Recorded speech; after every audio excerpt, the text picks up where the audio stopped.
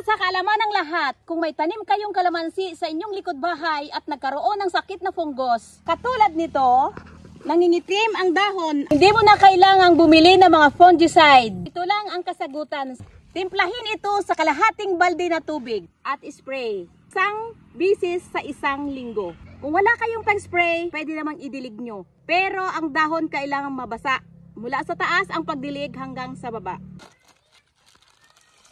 Haluin hanggang sa ma-dissolve ang soap powder. Ang pag-spray, kailangang basain ang lahat ng dahon. Kailangan basang-basa.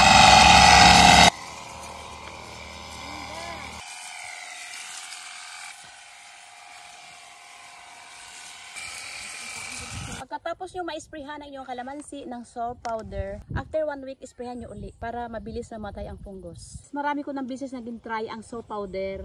Kahit sa mga gulay, tested siya.